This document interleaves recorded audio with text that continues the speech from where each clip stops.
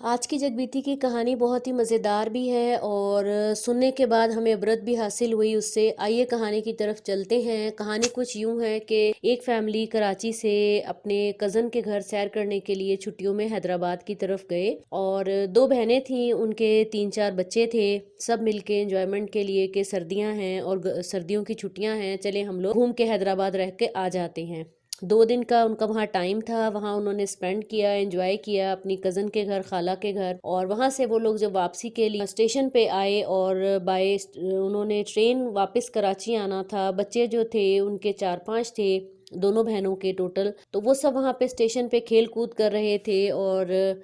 ادھر ادھر دوڑ رہے تھے۔ جو بہنیں تھیں دونوں وہ اسٹیشن پہ بیٹھی ہوئی، تو ان کی نظر ایک بینچ جو ہوتے ہیں وہاں پہ اسٹیشن پہ،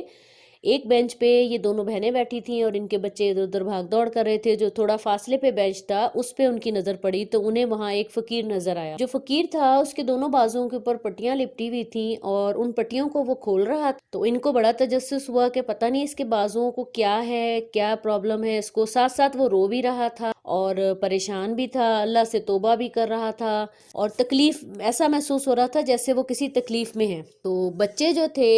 ان میں سے ایک بچہ جو چھوٹا تھوڑا سا سمجھدار تھا، تو اس کی والدہ نے اسے بلا کے کہا کہ آپ یہ فقیر کو دیکھو کہ اس کو کیا ہے۔ تو جب وہ بچہ تھوڑا سا اس کے قریب ہوا تو وہ پٹیاں جو کھل رہی تھیں اس میں سے کیڑے نکل نکل کے زمین پہ گر رہے تھے۔ وہ دوڑا ہوا اپنی والدہ کے پاس آیا اور اس نے بتایا کہ ماما یہ جو بزرگ بیٹھے ہوئے ہیں ان کے بازوؤں میں سے کیڑے نکل نکل کے زمین پہ گر رہے ہیں اور وہ زندہ ہیں۔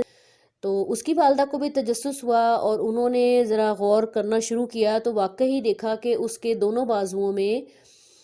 کیڑے تھے اور وہ نکل نکل کے گر رہے تھے۔ اس نے بہت سارے کیڑے زمین پہ جھاڑے اپنے بازوؤں سے اور اس کے زخموں میں سے وہ کیڑے نکل رہے تھے، اور وہ جھاڑنے کے بعد اس نے دوبارہ سے ان پٹیوں کو لپیٹنا شروع کیا۔ اس کے زخموں میں اس کو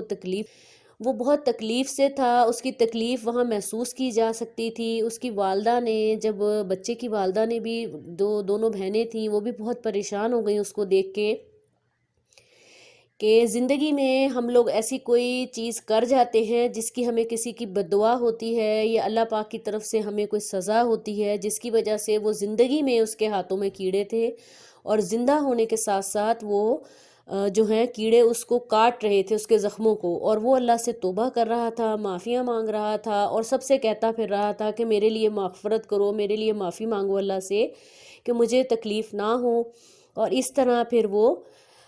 جو ہے والدہ اور بچے جو ہیں وہ 2 بینچ دور چھوڑ کے چلے گئے، اور جانے کے بعد انہوں نے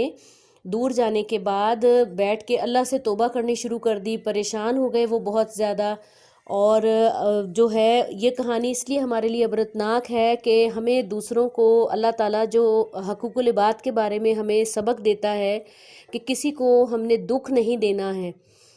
تو اللہ جانے اس آدمی یا اس فقیر نے کیا کسی کے ساتھ ایسا کیا تھا جس کی وجہ سے اس کی زندگی میں اس کو اللہ تعالیٰ نے کیڑے دیے، یا بعض لوگ بد دعا دے دیتے ہیں کسی کو کہ آپ کو کیڑے پڑیں، تو معلوم نہیں اس کو کس کی بد دعا لگی ہوئی تھی جس وجہ سے وہ اتنی بری حالت میں تھا۔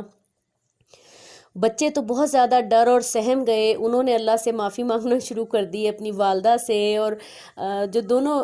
فیملیز کے بچے تھے انہوں نے اپنی والدہ کو کہا کہ مما ہمیں معاف کر دیں، ہم نے کوئی غلطی کی ہو۔ بڑا وہ وہاں پہ ایک عجیب سچویشن سی بن گئی۔ انہوں نے میرے ساتھ یہ کہانی اپنی شیئر کی اور میں نے کہانی آپ لوگوں کے ساتھ شیئر کی کہ حقوق العباد کا سب لوگ بہت اچھے سے خیال کریں کہ ہمارے سے کسی کو کوئی تکلیف نہ ہو۔